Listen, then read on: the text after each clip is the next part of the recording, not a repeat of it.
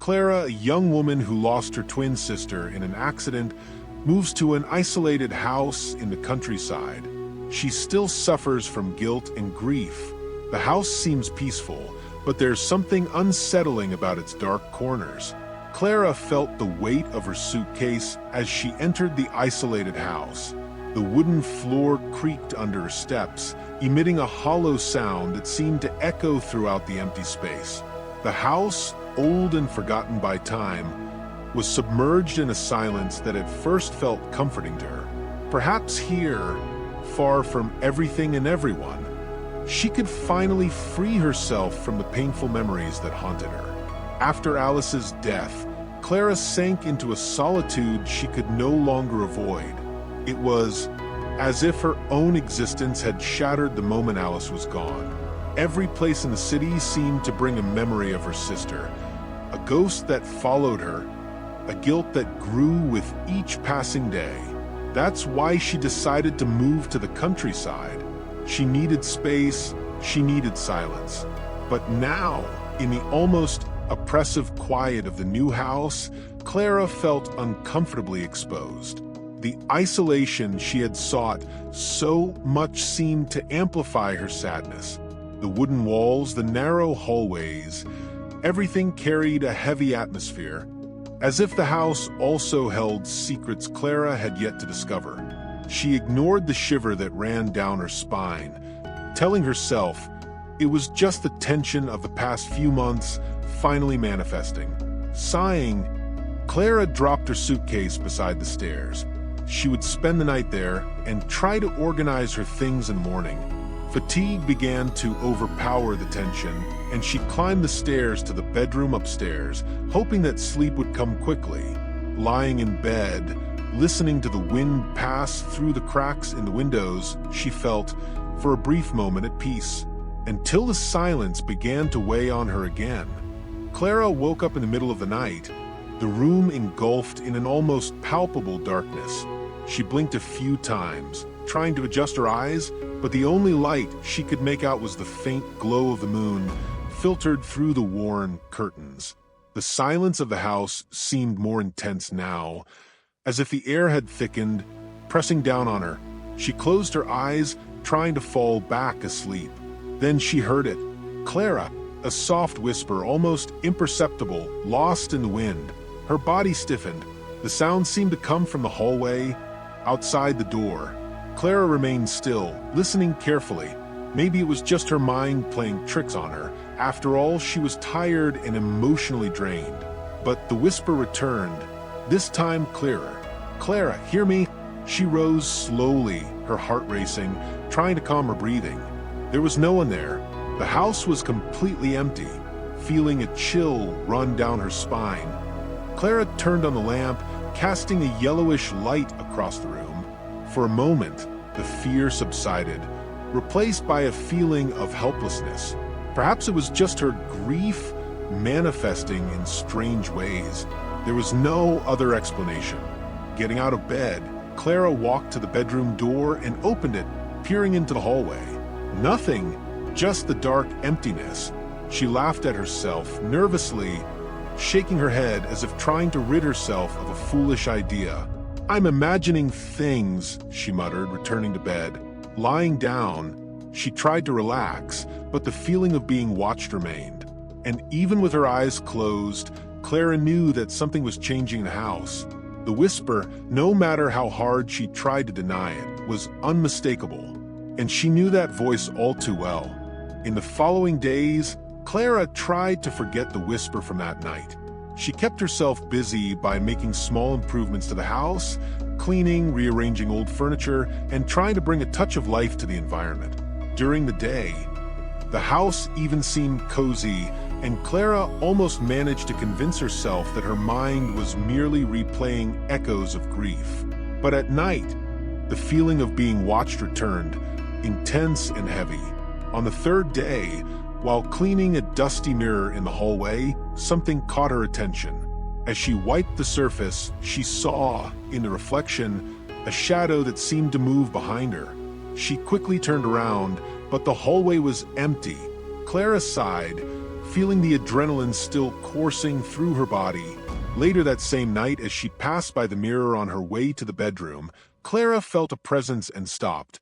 As she approached, she saw a figure in the background of the reflection, standing in the hallway, still and silent. The silhouette was familiar, but it shouldn't have been there. Her heart raced as she recognized the contours of the figure. It looked like Alice, her twin sister, who was supposed to be dead.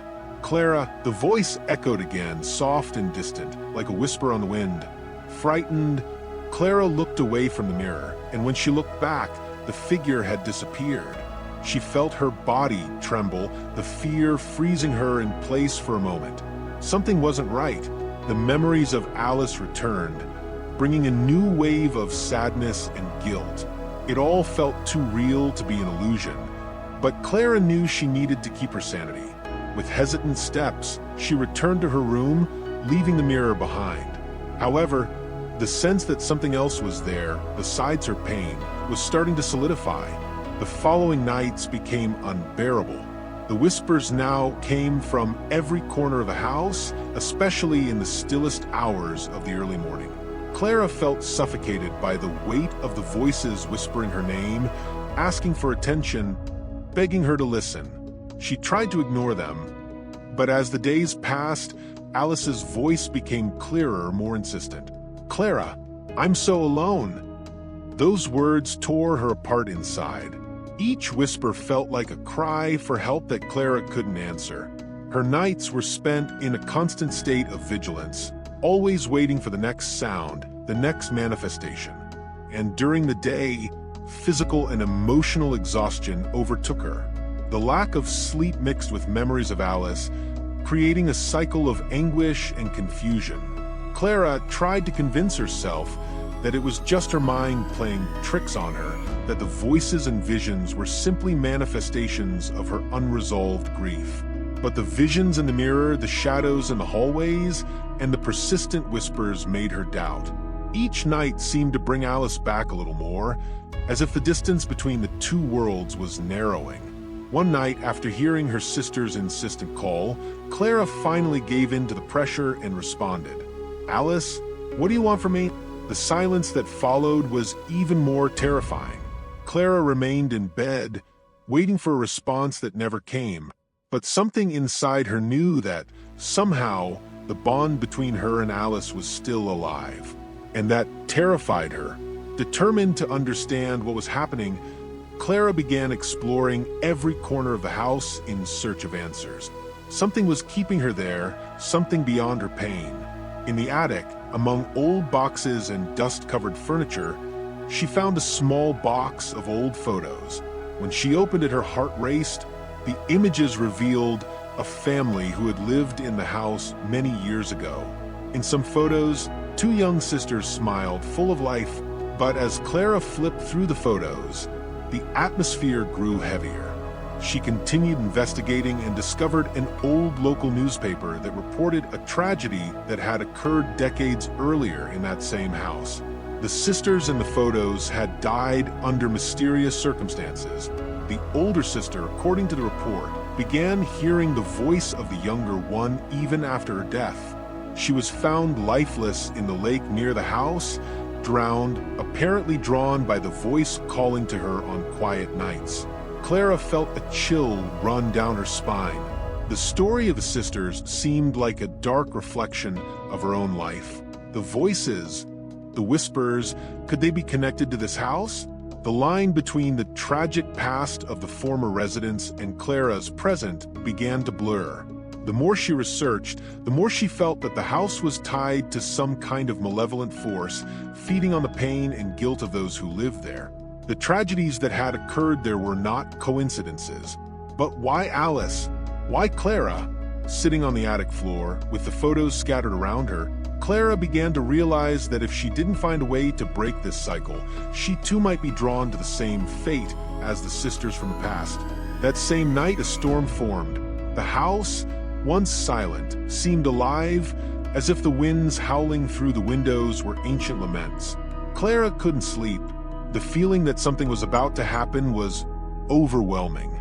She felt watched, as if Alice's invisible eyes were upon her. Around midnight, Clara heard the sound of heavy footsteps downstairs. Her heart nearly stopped. She knew she was alone, but the footsteps were real. Reluctantly, she went down the stairs. The hallway was dark, lit only by the lightning flashing outside. And there, in the middle of the yard, she saw it. Alice's figure stood among the trees in the rain, calling to her, her arms outstretched, her expression serene, as if waiting for Clara to join her. "Clara, come, I'm here." It was her, or at least it seemed to be. Clara felt tears streaming down her face. Against all her instincts, she opened the door and stepped into the rain. She ran toward her sister, her heart overflowing with longing and guilt. When she was just a few meters away from Alice, Clara stopped. Something was wrong. The figure in front of her was no longer so clear. Alice's outline began to distort, and her serene expression became grotesque, almost cruel. Alice's body stretched in an impossible way, and her eyes, once familiar, were now just darkness. "Come, Clara," the figure insisted. But now its voice was distorted, a parody of what Alice used to be. Clara took a step back, horrified. She finally understood that the thing in front of her wasn't her sister.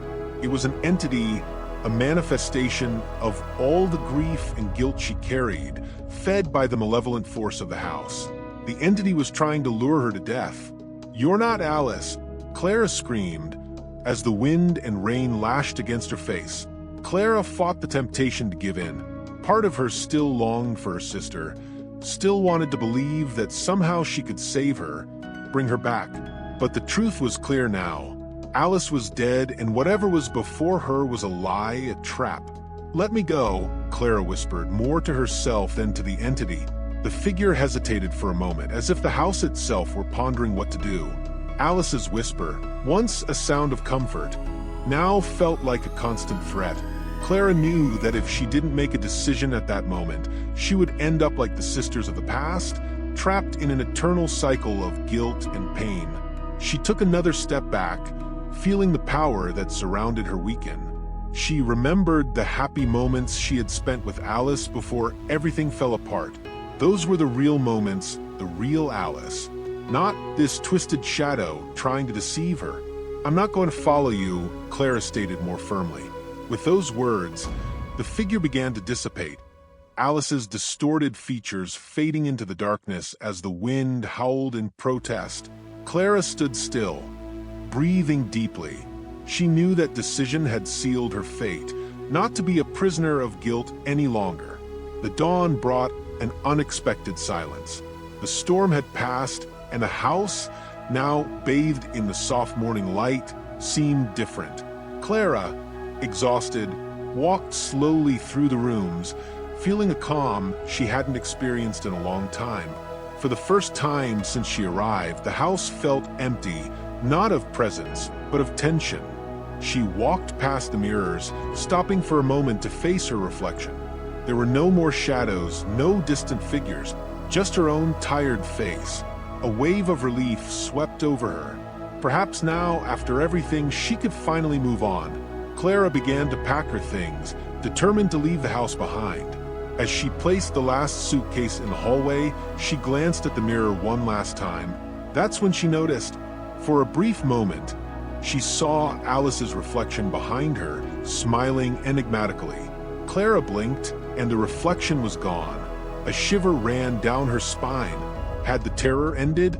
Or was this just the beginning of another battle, this time within herself? Leaving the house behind, Clara couldn't shake the feeling that, although she had resisted the entity, the marks of what she lived through there would follow her forever.